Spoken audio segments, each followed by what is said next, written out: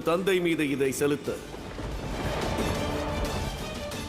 இந்த அஸ்திரத்தை மகன் தந்தையின் மீது செலுத்தினால் தந்தை மயக்க நிலையை அடைவார்.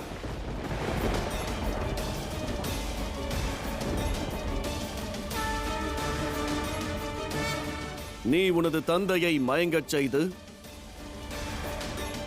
பிரபஞ்சத்தின் தலை சிறந்த அதர்மியாக மாறிவிடுவாய். பிரபஞ்சத்தின் தலை சிறந்த அதர்மியாக மாறிவிடுவாய். உனது உத்தேசத்தை நீ நிறைவேற்றிக் கொள்ளலாம்.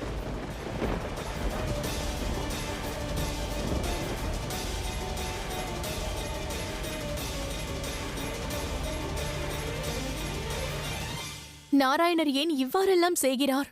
ஒரு தந்தைக்கு எதிராக இவ்வாறு நடந்து கொள்வது மாபெரும் பாவம் அல்லவா? அவர் ஏன் இவ்வாறெல்லாம் செய்ய தூண்டுகிறார்? தேவி, தாங்கள் கவனிப்பது நாராயணரின் வார்த்தைகளையே. ஆனால் நான் கவனிப்பதோ அவர் கூற விழையும் உள் அர்த்தத்தை. இதற்கென்ன அர்த்தம் மகாதேவா? கூறுகிறேன் தேவி. மகரிஷி காசிபர் அந்தகாசுரனின் தந்தை அல்ல. அதுவே அதன் அர்த்தம்.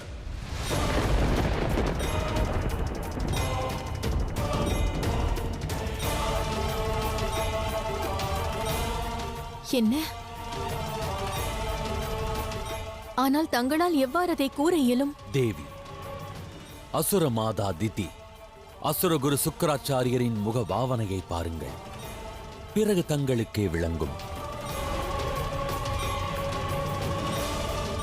இன்று நாராயணர் யாவரின் முன்னிலையிலும் ஓர் ரகசியத்தை வெளிக்கொணரவே முயற்சிக்கிறார். அந்தகாசுரனின் தந்தையானவர் எவர் என்பதே அது. அந்த ரகசியத்தை இப்பிரபஞ்சத்திற்கு எடுத்துரைக்க முயல்கிறார்.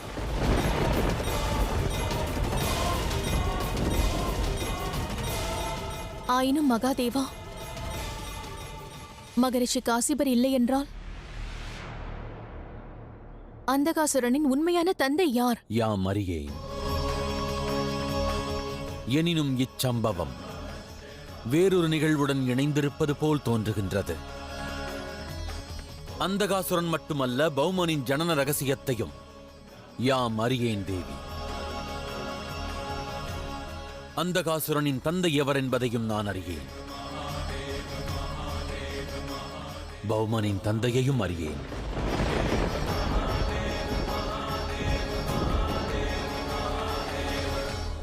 வேண்டாம் மகனே, நாராயணரின் வார்த்தை ஜாலத்தில் நீ மயங்கி விடாதே. உன் தந்தையே தாக்கும் தவறை மட்டும் செய்து விடாதே மகனே. தாயே,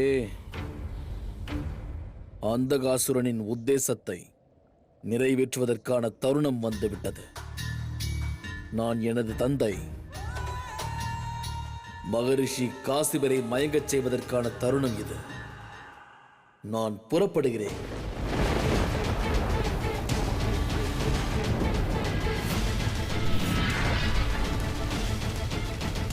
இந்த பாவத்தை செய்யாதே மகனே.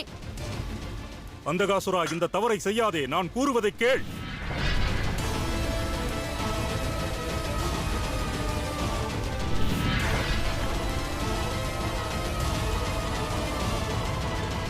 நாராயணா, தங்கள் பக்தருக்கு அளித்த வாக்கை மீறி தாங்கள் எங்கு செல்கிறீர்கள்? நில்லுங்கள் நாராயணா. நில்லுங்கள் நாராயணா. நாராயணா,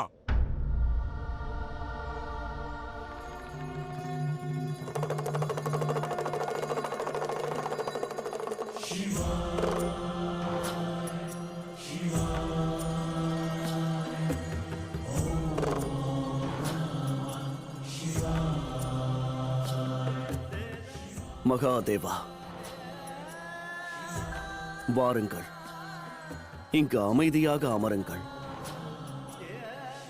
தங்களது பக்தன் தன் இறைவனை எண்ணி பூஜை செய்ய விரும்புகிறான். எனது இந்த வேண்டுகோளை தாங்கள் நிராகரிக்க மாட்டீர்கள் என்று நம்புகிறேன். இந்த பூஜை, இந்த வேண்டுகோள், இவை யாவும் அசுரமாதா திதி அசுரகுரு சுக்கராச்சாரியாரிடமிருந்து தப்பிப்பதற்கான முயற்சியா?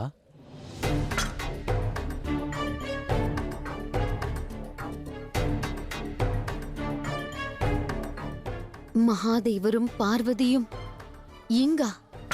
மகாதேவா, பிரபஞ்சத்தில் தங்களுக்கு தெரியாததென்று என்ன உள்ளது? அவ்வாறு ஏதேனும் இருந்தால் விரைவில் அது தங்களுக்கு தெரிய வரும். தயை கூர்ந்து தாங்கள் அமருங்கள்.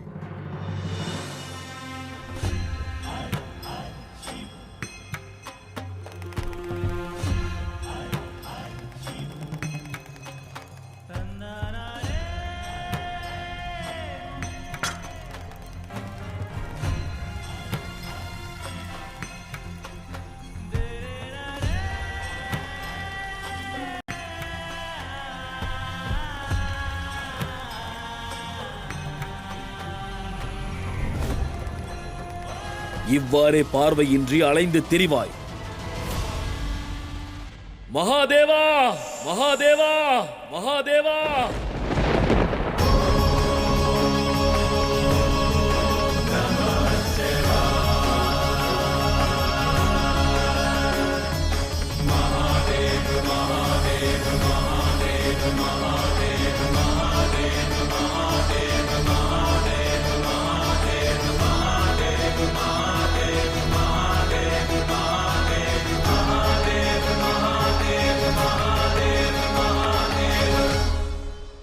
நாராயணா, இந்த பக்தனுக்கு தங்கள் காலடியில் இடம் தாருங்கள். அப்பொழுதுதான் தங்கள் அருகாமையில் அமர்ந்து தங்கள் பெயரை நான் துதிக்க இயலும்.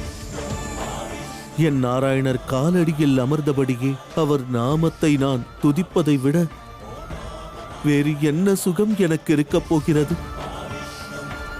ஓம் நமோ நாராயணாய, ஓம் நமோ நாராயணாய, ஓம் நமோ நாராயணாய. மகாதேவா, அந்தகாசுரனை எதிர்த்து யுத்தம் புரிவதற்கான நேரம் வந்துவிட்டது. அந்த யுத்தத்திற்கு முன்பாக அதற்கான முன்னேற்பாடுகளை செய்ய துவங்க வேண்டும் தேவி. ஏனெனில் நாராயணர் அனைத்து பொறுப்பையும் எனக்கு அளித்து யோக நித்திரைக்கு சென்று விட்டார். இனி இவ்வையகத்தில் என்ன நடந்தாலும், நல்லதோ தீயதோ, அவை நிகழ்வதற்கான பொறுப்பு என்னுடையது.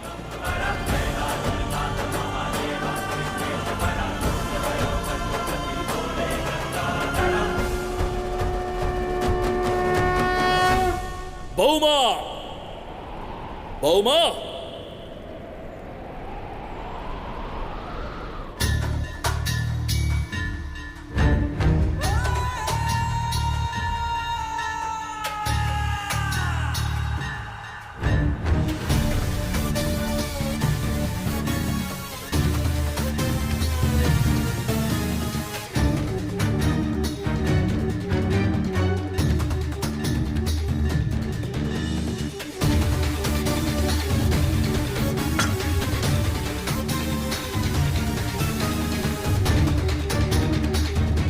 நீ இங்கு என்ன செய்கிறாய் அந்தகாசுரா? உனது மாயைத் திரை அனைத்தும் என்னை ஏதும் செய்யாது என்று அறிவாய் அல்லவா? பிறகு எதற்காக இங்கு வந்தாய்? நான் அறிவேன். ஏன் அது செயல்படவில்லை என்பது பற்றியும் நான் நன்கு அறிவேன். அதற்காகத்தான் நான் இங்கு வந்தேன்.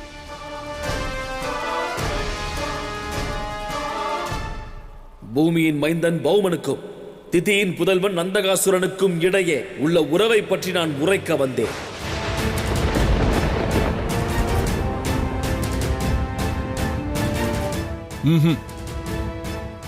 அந்தகாசுரா, உன் வார்த்தை ஜாலத்தில் சிக்க நான் தயாராக இல்லை. அதோடு உன்னை போன்ற அதர்மியிடம் எனக்கு என்ன உறவு உள்ளது? ஒளிக்கும் இருளுக்கும் என்ன உறவு? நாம் வேறுபட்டவர்கள். நம்மிடையே எந்த உறவும் கிடையாது. இல்லை பௌமா, நாம் வேறுபட்டவர்கள் அல்ல. அந்த உண்மையை உனக்கு உரைப்பதற்கே யாம் வந்தோம்.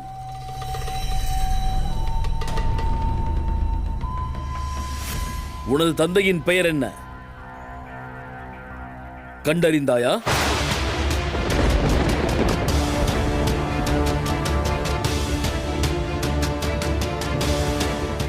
வெகு விரைவில் அந்த தகவலும் கிடைத்துவிடும். ஆனால் இனி இதை கேட்டு நான் என்னுடைய சமநிலையை இழக்கப் போவதில்லை. புரிந்து கொள். ஏனென்றால் என் குரோத அக்னியை என் தந்தையிடம் வெளிப்படுத்த வைத்திருக்கிறேன்.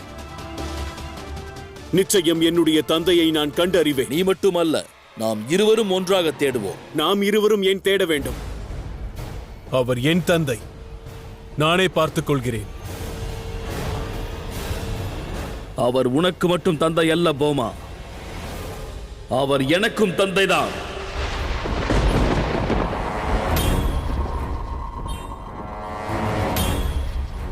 நீ மற்றும் நான் இருவரும் சகோதரர்கள், இருவரும் சகோதரர்கள்.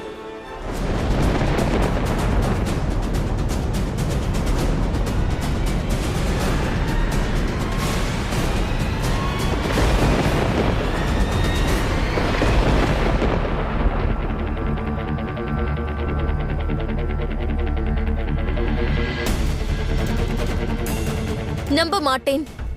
இது உண்மையாக இருக்காது. நான் இதை நம்ப மாட்டேன். இதை கேட்ட போது நானும் நம்பவில்லை. ஆனால் நாராயணன் சிவன் மீது ஆணை என்று கூறுகிறார். பௌமன் எனது சகோதரன் என்றார். என் இளைய சகோதரன்.